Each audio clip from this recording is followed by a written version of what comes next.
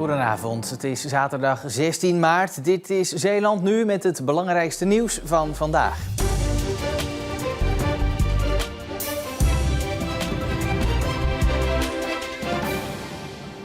Bloed afnemen bij kinderen kan anders en beter, dachten ze bij het ADAZ in Goes. En daarom zijn ze gestart met de Heldenpoli. Die hebben we opgericht om kinderen op zo'n manier te kunnen begeleiden dat we uiteindelijk in de toekomst er naartoe kunnen dat deze kinderen onze Heldenpoli niet meer nodig hebben. Vooraf wordt de huid verdoofd met een verdovende zalf en tijdens de bloedafname zelf wordt het kind afgeleid om te voorkomen dat het een traumatische ervaring wordt. We weten dat je dus, als dit niet goed aangepakt wordt, dat het dus een trauma kan opleveren bij kinderen.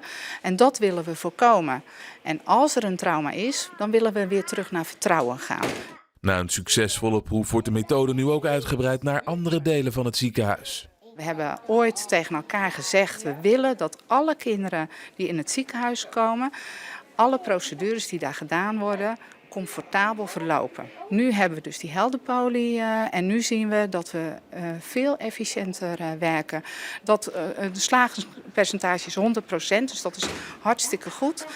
En ook een enorme tevredenheid. Ik heb een jongetje gehad, die zat hier op deze stoel en die zei, ik ga het echt niet doen vandaag. En ik ben op dezelfde manier naast hem gaan zitten van, nou, dat begrijp ik, maar wat vind je nu zo moeilijk? En hij heeft me dat verteld en ik heb hem verteld wat we daaraan kunnen gaan doen. En ik bracht hem 's middags naar de auto even samen met mama. En hij riep tegen iedereen, ik heb hier de dag van mijn leven gehad en morgen kom ik weer. Nou, dat is waar we het voor doen. Er werd getrapt, getrokken en gegooid. Vandaag op de Budo-dag van karateclub Hulst in, waar kan het ook anders, Hulst. Ter ere van het 50-jarig bestaan konden echte waaghalzen in sporthal Den Dullaert een vechtsport naar keuze uitproberen. Karate, judo, jiu-jitsu en Krav Maga. Er doen in totaal 4 clubs mee aan de feestelijke sportdag. Die niet alleen bedoeld is om nieuwe mensen kennis te laten maken met de 4 vechtsporten, maar ook de eigen leden. Om ook eens een keer in een andere sport te kijken en te oefenen. En te zien dat de krijgskunst in totaal niet alleen maar karate inhoudt, of niet alleen maar jiu-jitsu, niet alleen maar judo, maar eigenlijk dat er een soort van verbondenheid is. Kira en Samantha uit Koewacht zitten al op karate en kozen voor een judoles. En dat is heel anders en best pittig. De koprollen in het begin en al die spelletjes met dat je zo die banden van elkaar af moest pakken en elkaar op de grond gooien om ter eerst. Dat vond ik wel echt leuk, dat je zo echt wedstrijdjes had. Maar niet leuk genoeg om van karate af te gaan. Nee, ik hou het wel bij karate. Dat zit wel toch om mijn hart, denk ik. Ja. Ja, ik ken ook iedereen op karate en dat vind ik ook echt super leuk om te doen. En in Hulst kan dat voorlopig nog heel lang. Tot als de mensen ermee willen stoppen. We hebben iemand die is 67 en die is nog steeds behoorlijk actief. En wie vanaf vandaag de smaak of smak te pakken heeft, is ook welkom. Op naar de volgende 50 jaar.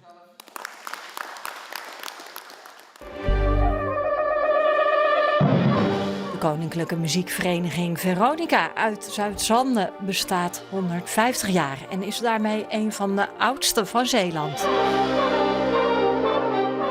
Daarvoor was de vereniging al bekend als mannenkoor. Dus eigenlijk zou je kunnen zeggen dat we eigenlijk misschien wel 155 of misschien wel 160 jaar bestaan. Maar dat hebben we niet meegeteld. Waarom is dat al zo lang zo leuk? Omdat het hier gewoon een hartstikke gezellige vereniging is. Waar op een leuke manier muziek wordt gemaakt. Ook de kwaliteit wordt gekeken. Maar ook de lol niet wordt vergeten. De vereniging kreeg het trotse predicaat koninklijk van koningin Wilhelmina. In 1945 is Wilhelmina in Ede terug over de grens gekomen na 5 jaar ballingschap. En die kwam hier in de streek dat alles plat was. En op de ruïnes van Oostburg kwam ze aan en wij hebben daar het Wilhelmus gespeeld. Ja. Dus vandaar krijgen we het predicaat koninklijk. Hoe leuk is het hier? Ja, fantastisch. Kun je ook uitleggen waarom het hier zo leuk is? Omdat je met heel veel bekenden natuurlijk bent, heel veel familie en dat is heel leuk. Het jubileumconcert heeft plaats op 6 april. In een week waar het weinig over voetbal ging door het onverwachte ontslag van trainer Jurriaan van Poelje bij Kloetingen, moet er nu wel gewoon gevoetbald worden. Kloetingen op eigen veld tegen TEC uit Tiel in de 3e divisie dus. Hier komt de bal voor de voeten van Ruben de Jager na 5 minuten spelen en dan zet hij zijn ploeg op een 1-0 voorsprong. De spelersgroep was het niet eens met het vertrek van Jurriaan van Poelje. Dit is zijn opvolger, interim trainer Hicham Benhamou, eerder assistent. Maar de spelers laten vandaag niet zien dat ze ontevreden zijn met de club of het bestuur. Want ze spelen goed tegen TEC. Dit is een schitterende actie van Ruben de Jager. En bij de tweede paal komt daar aanvoerder Regilio van der Pitten. En hij verdubbelt de voorsprong. En Kloetingen gaat eenvoudig winnen van TEC. Want dit is invaller Joël van Herwijnen, 3-0. Maar in afloop ging het toch nog eventjes over deze chaotische week. In de volwassen wereld werkt het zo dat je het niet overal mee eens hoeft te zijn. Wij als spelersgroep waren het er niet mee eens, maar uiteindelijk zijn wij hier gekomen om te voetballen. En het beleid, daar hebben we heel weinig mee te maken. Dat is iets tussen de TC en de club. Ik vind het jammer, want ik had een hele goede band met Jurriaan. Ik vond een hele goede trainer, heeft ons kampioen gemaakt. Maar ja, uiteindelijk is de harde realiteit dat onze wegen scheiden. Wij moeten door, Jurriaan moet door, iedereen moet door. En that's life.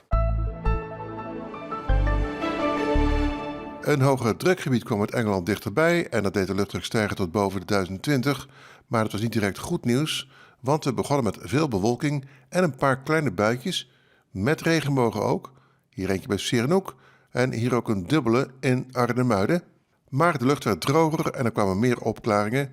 Vanavond is het even helder, vannacht neemt de bewolking weer toe. Tot onder de ochtend is het wel zo goed als droog met 6 à 7 graden. Maar morgenochtend zal regen zich vrij snel uit het zuidwesten gaan uitbreiden. Dus gaandeweg wordt het vrij nat en ook morgenmiddag valt er geregeld wat regen. Niet constant, maar er kan in totaal 5 tot 10 mm aan neerslag komen. Maximum temperatuur 10 à 11 graden en windkracht 3 tot 4 morgen uit zuid tot zuidoost. Na dit weekend klaart het maandag een beetje op, met misschien eerst een enkele bui. Zwakke tot matige zuidwestenwind dan, het is een rustige dag. En dinsdag en woensdag zijn het ook, en regelmatig wat zon. En dan maximum temperaturen van 13 à 14 graden. Tot zover Zeeland Nu voor vandaag. Straks ben ik bij u terug met Zeeland de Week.